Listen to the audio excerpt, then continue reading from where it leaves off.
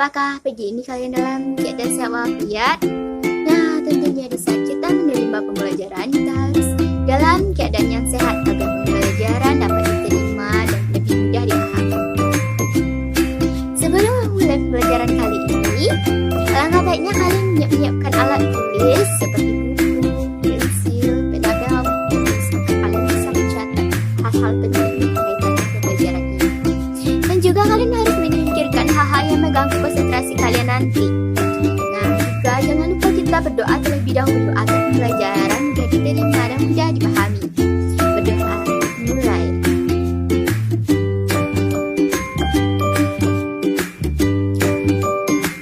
Nah, anak-anak semuanya, pada pembahasan kali ini kita akan membahas tentang teks eksplanasi. Kalian semua tahu bukan apa itu teks eksplanasi? Nah, di sini beri satu contoh tentang teks eksplanasi.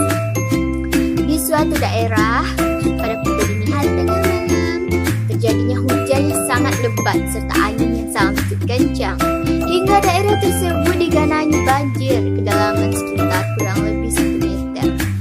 Nah, banjir tersebut disebabkan oleh luapan air sungai yang tergenang karena sampah plastik yang menghambat aliran sungai tersebut. Sehingga banyaknya warga mengungsi dari tempat banjir ke tempat yang aman, dan juga banyaknya harta benda yang hanyut terbawa arus sungai banjir. Dan oleh sebab itu, pemerintah setempat cepat menanggapi kejadian ini agar banjir tidak terjadi lagi di daerah tersebut. Nah, pada cerita di atas, kalian pasti paham bukan apa itu teks eksplanasi? Ya, teks eksplanasi adalah teks yang menceritakan sebuah peristiwa atau fenomena alam maupun sosial yang terjadi secara ilmiah. Nah, anak-anakku semuanya, bisa kita membahas teks, tak lupa pula kita membahas tentang ciri-ciri dari teks. Nah, adapun ciri-ciri dari teks eksplanasi, yang pertama yaitu bersifat fakta. Di saat kalian membuat teks, kalian harus membuat teks eksplanasi itu harus berdasarkan fakta yang terjadi. Jangan kalian melebih-lebihkan, jangan kalian mengurang-urangi peristiwa itu. Yang kedua, harus memuat informasi yang bersifat keilmuan agar wawasan pembaca lebih tahu apa itu fenomena yang terjadi atau peristiwa yang terjadi. Yang ketiga, menjelaskan proses terjadinya peristiwa tersebut. Nah, ya, di saat kita membuat teks eksplanasi, kita memang harus menjelaskan proses terjadinya peristiwa tersebut agar pembaca tahu apa itu peristiwa yang terjadi. Dari 3 ciri-ciri di atas, tidak lupa pula kita membahas tentang struktur dari teks eksplanasi. Apa saja sih struktur teks eksplanasi? Nah, yang pertama itu pernyataan umum, yaitu pernyataannya secara umum. Tentunya seperti pembahasan yang Ibu ceritakan tadi. Contohnya seperti yaitu terjadinya banjir ini pada pukul ini.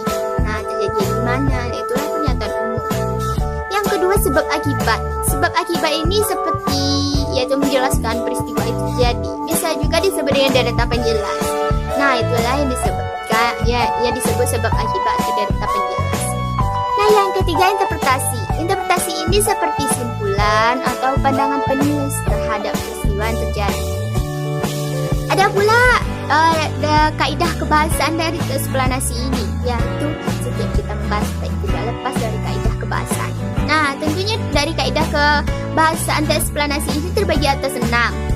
Yang pertama itu yaitu berdasarkan fakta, yang seperti yang dijelaskan tadi. Tentunya membuat teks eksplanasi kita harus menjelaskannya yaitu sesuai fakta yang tertera.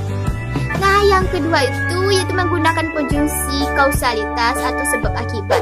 Contohnya seperti ya, dikarenakan, oleh sebab itu, karena, sebabnya, itulah yang disebut dengan konjungsi kausalitas. Yang selanjutnya ada pun kronologis atau hubungan waktu, yaitu contohnya seperti kemudian, lalu pada akhirnya, kemudian itu. Nah, itu yang disebut kronologis atau hubungan waktu. Yang ketiga, yaitu menggunakan kata ganti berupa kata benda dan bukannya kata orang. Nah, di saat kita menceritakan banjir tadi, kita harus menggunakan kata banjir, ya, bukannya kata orang. Kata banjir, gempa. Di saat kita menceritakan gempa, ya, kita harus menggunakan kata gempa. Nah, yang keempat yaitu menggunakan kata kerja pasif. Contohnya seperti apa sih kata kerja pasif itu? Nah, contohnya seperti ditimbun, dihancurkan, dirobohkan, dan segala macamnya. Nah, yang kelima, ada pula menggunakan makna-makna istilah atau ilmiah pada topik yang dibahas. Contohnya seperti gerhana. Apa sih itu gerhana? Nah, pasti itu adalah makna-makna atau istilah yang terjadi. Contohnya seperti meteor. Nah, itulah yang disebut dengan makna-makna atau istilah-istilah. Nah, yang keenam, yang terakhir, ada pula yaitu menggunakan kata kopula. Biasanya kata kopula ini terdapat pada identifikasi fenomena atau pada pernyataan umum. Apa sih kata kopula ini? Nah, contohnya seperti merupakan, adalah, nah itu yang disebut dengan kata kopula. Nah, alhamdulillah dengan berakhirnya pelajaran kita hari ini, maka berakhir pula lah pertemuan kita pada terakhir kali ini. Semoga pembelajaran kali ini bermanfaat untuk kalian semuanya ya. Dan Ibu akhiri dengan wassalamualaikum warahmatullahi wabarakatuh.